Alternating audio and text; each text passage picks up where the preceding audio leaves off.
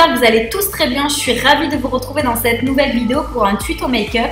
Alors vous avez été nombreuses à me demander de vous réaliser un maquillage que j'ai posté sur une de mes photos Snapchat et c'est avec grand plaisir que je m'exécute.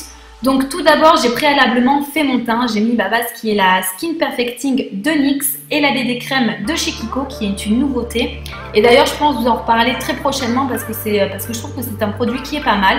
Donc je commence avec le fard purée qui est un marron mat qui va me servir de fard de transition. Donc je l'applique grossièrement sans trop me prendre la tête dans le creux de ma paupière avec un pinceau fluffy.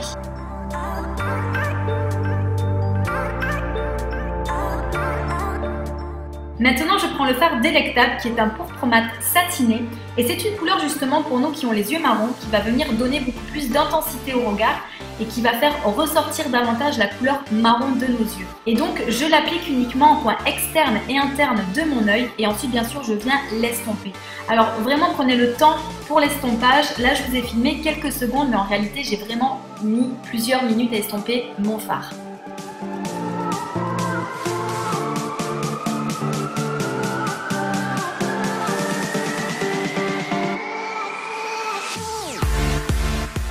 Une fois qu'on a bien estompé notre fard délectable, je viens mettre en milieu de paupière uniquement le fard Bellini qui est un bois de rose irisé au reflet doré qui est vraiment magnifique. Il est très lumineux et ça va vraiment faire ressortir davantage notre maquillage.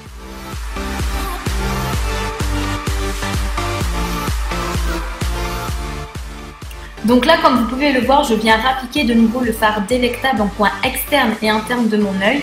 Car je trouvais qu'il manquait un petit peu d'intensité après avoir appliqué le fard Bellini et du coup par la suite je viens l'estomper. Enfin je l'estompe pas, je viens le fondre avec le fard Bellini pour enlever la démarcation et pour qu'il y ait un petit peu cet effet de dégradé.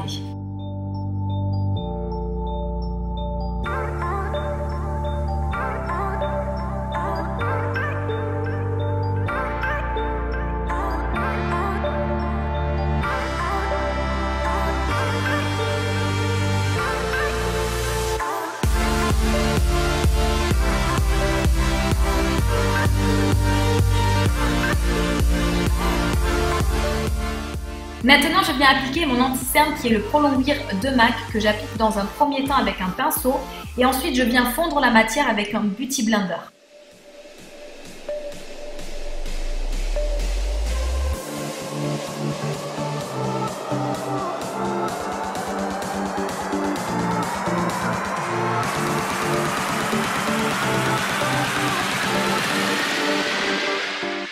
Donc là, vu qu'il me restait un petit peu de matière sur mon pinceau, j'ai voulu rajouter quelques zones de lumière et ensuite j'estompe toujours avec mon Beauty Blender.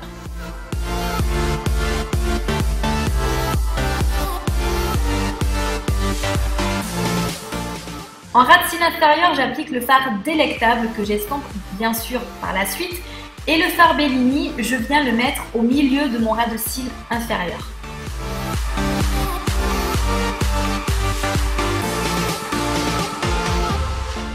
Donc là, j'utilise toujours la poudre de soleil de chez Sephora pour faire mon contouring. Et pour vous dire, j'ai encore du mal à la doser. Donc voilà, elle est vraiment très pigmentée cette poudre. Elle est vraiment très belle, mais très pigmentée.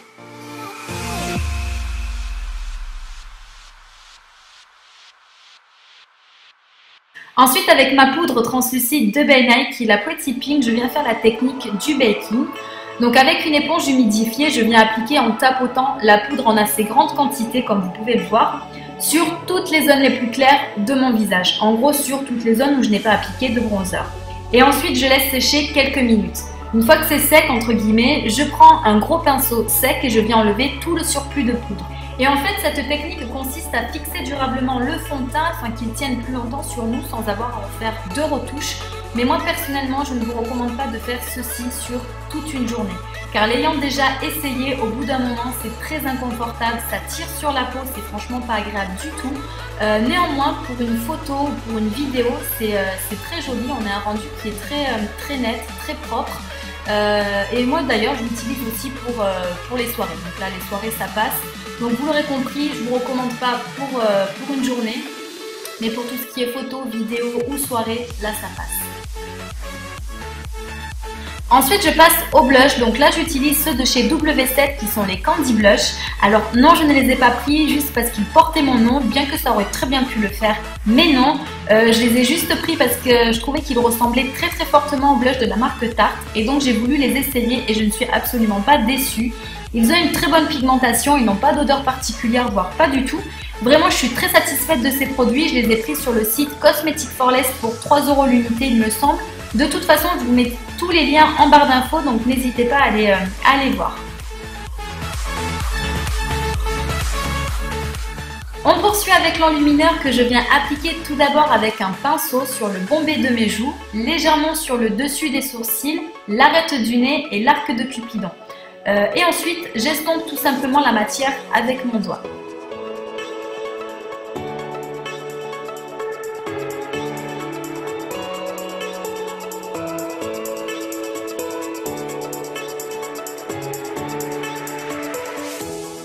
Pour les cils, j'utilise le cil Sensationnel de Maybelline. D'ailleurs, j'en ai presque plus, il va falloir que j'en rachète.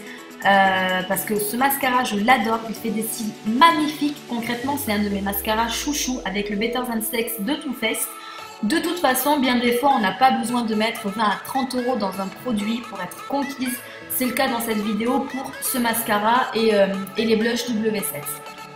Pour les lèvres, je commence par appliquer un crayon Kiko qui est le Everlasting Color numéro 415. Alors ce sont des crayons qui ont une très belle couleur, cependant, vous allez le voir dans pas longtemps dans la vidéo, ils ont tendance à casser facilement. Pourtant, je vous assure, je n'appuie pas beaucoup sur la mine car je sais que les mines rétractables sont assez fragiles.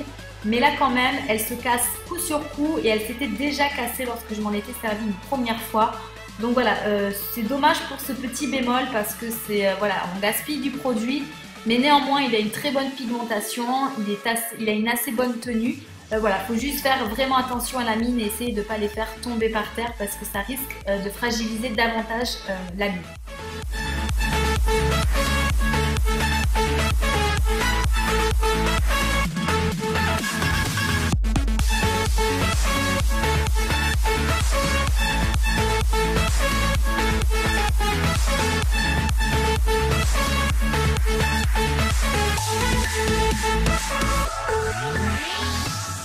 Donc par-dessus ce crayon, je viens y poser mon rouge à lèvres qui est le crème de nude de MAC et je l'applique en fait sur le milieu de mes lèvres uniquement et avec un petit mouvement des lèvres. Je ne sais pas trop comment vous expliquer ce mouvement là, mais je pense que vous voyez bien à la vidéo.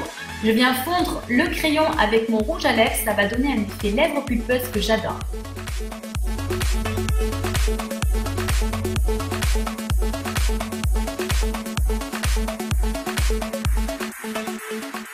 Je rajoute un petit peu d'enlumineur sur mon arc de Cupidon et voilà, le look est terminé. J'espère que ça vous aura plu. Comme d'habitude, si c'est le cas, likez la vidéo, partagez-la.